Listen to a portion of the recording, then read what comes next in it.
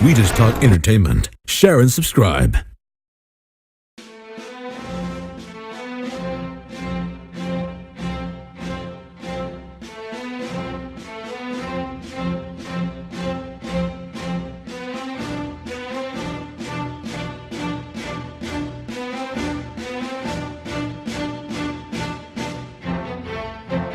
Now I am become death, the destroyer of worlds.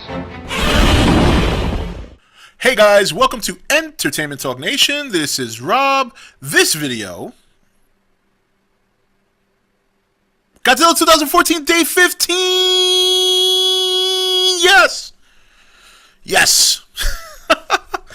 Oh my god, that's fun. I'm not going to be able to do that anymore in 2 weeks. Maybe some of you will be happy about that, who knows. Alright, so continuing the 30 for 30 countdown, we are on Day 15, continuing this countdown with your questions picked by you guys. I'm just actually going through the list, picking the questions that I think would be, pretty interesting for myself and for you guys to answer and to just exchange this kind of stuff. So, this question comes from James Strange. What are you looking forward to the most about Godzilla 2014, and do you have any concerns about how it will set itself above the trend of other monster disaster films? Good question. I think that's a solid question. That's a good question. I'm just looking forward to, you know what, honestly, the biggest thing I'm looking forward to is the story. I want to see how this all comes together. I have no concerns about the look of the monsters because we've seen them now. I have no concerns about the action. I think we're going to get just enough of that. The length of the movie to me is perfectly fine. It's over 2 hours. That's what we wanted.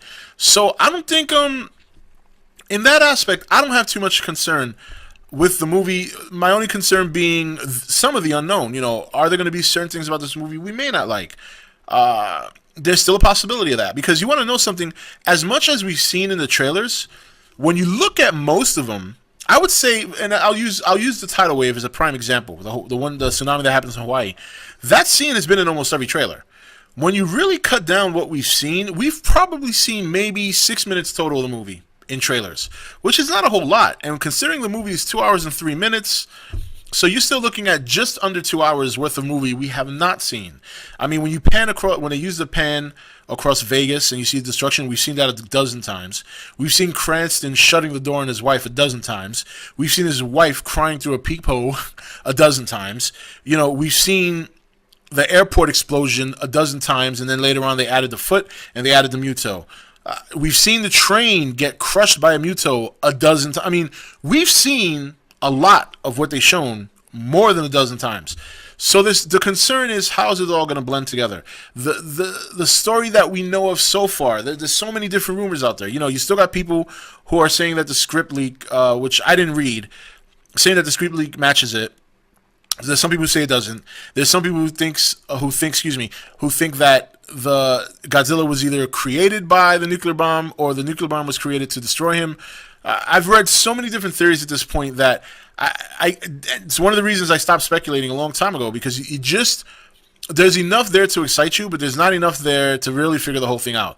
And I think that's what's driving people bonkers in the last month. You've had people playing the guessing game so much, and some people so certain about one thing and not so certain about another, and people going back and forth, flame wars starting, petitions going on to get somebody back, to get Akira back into the movie, which, I mean, there's so much going on with this movie. So yeah, there's some general concerns, mainly about the story. I'm not concerned about the monsters. I'm not concerned about the fight scenes or however many we may get.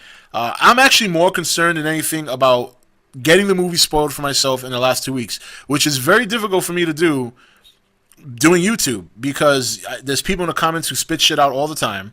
So I mean, that's really my concern, is maybe the story. I want to see how the story comes together, but it's also the most exciting part for me. That's why it's you guys don't see me commenting a whole lot in the comments anymore, because I don't really come back. If I see, like, for example, if I read somebody's comment and if I see the first word say track listing, I immediately leave. That's like the biggest spoiler out there from what I understand, and it's the one thing I don't want to read. So that's why you guys haven't really seen me, and even now, going through these comments, trying to peel out questions from you guys, very carefully doing it, because I don't want to read a spoiler. So far, I've been fairly successful. I've only gotten 2 portions of the track listing spoiled for me, and I really can't call it a spoiler because one of them was the title of a trailer, so not a big deal. in terms of how it's going to, let me just pull this up real quick. In terms of how it's going to set itself apart from other monsters and disaster movies, I think the people who are comparing this to Pacific Rim are going to get a rude awakening. Well, not a rude awakening, a pleasurable awakening. There's going to be no comparison. While they both involve giant monsters, this is a completely different tone of movie that's supposed to be set and grounded as much as you could possibly ground it. And in terms of disaster movies, it's probably the one movie in many years that portrays a disaster that is not created by either end of the world event, a meteor, some crazy storm. It's actually by a giant animal, a giant monster. So I think disaster-wise, that's how it's going to set itself apart. I think when people look at it and compare it to the Pacific Rim, they're going to see that it's on a whole different level. And I also think that this movie has the potential, if it's good, if it delivers on what we're expecting, has the potential to A, set the standard for future monster movies, and B, possibly kick off. Now, I don't want to say kick off because the genre is not dead. The kaiju genre is not dead. But maybe reinvigorate it a little bit. Get more people interested. Make it something that Hollywood will look at and say, you know what, we might have something here. Let's start trying to make some more movies like this. So, but that's just my opinion. And obviously this 30 for 30 video has gone on far too long. So what do you guys think? That is a great question by James Strange. And to repeat the question for those of you who missed it, what are you looking forward to the most in the Godzilla 2014 movie? And do you have any concerns about how it will set itself apart above the trend of other monster/disaster films? This is Rob signing off for ETN, where we don't do news, we just talk entertainment. Take it easy. Thank you for watching ETN. Don't forget to subscribe and join the Nation Facebook page. You're watching ETN, where we don't do news, we just talk entertainment. Share and subscribe.